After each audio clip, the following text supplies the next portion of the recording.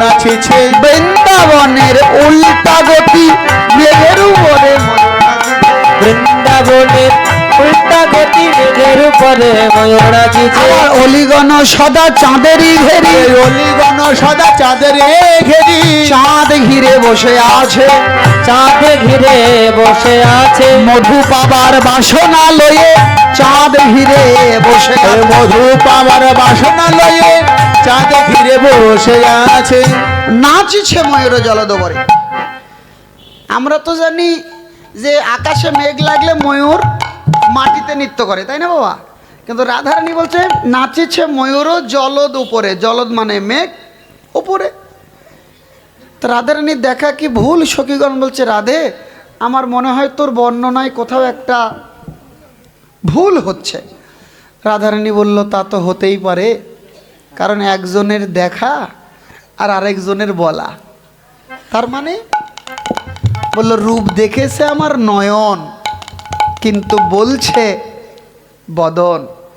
যে দর্শন করেছে তার আবার বাক শক্তি নাই, আর যে বর্ণনা করছে এর আবার দৃষ্টিশক্তি নাই।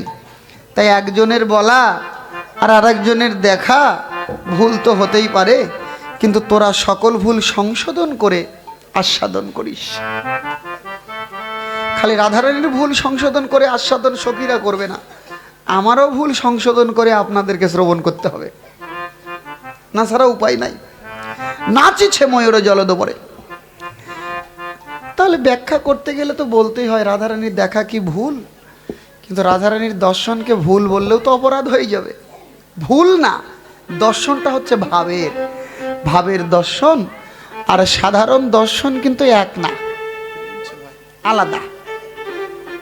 গুরুদেব শিষ্যকে নিয়ে বাজারে যাচ্ছে, তো যেখানেই যা দেখে তাকেই ভক্তি দেয়। এটা শ্রীকৃষ্ণ মিষ্টান্ন ভাণ্ডার, ওখানেও ভক্তি দিচ্ছে। হ্যাঁ, এটা গোপাল দধি ভাণ্ডার, সেখানেও ভক্তি দিচ্ছে। আর এক জায়গায় গিয়ে লেখা আছে যে মধুসূদন মুদির দোকান, সেখানেও ভক্তি দিচ্ছে। এখন ও শিষ্য থেকে বাবা এই গুরুদেবের সাথে থাকলে তো ভক্তি করতে করতেই মরতে হবে। হ্যাঁ, এখন একটা জায়গায় গিয়ে এক দর্জির দোকানে লেখা আছে ব্লাউজ সেলাই করা হয়,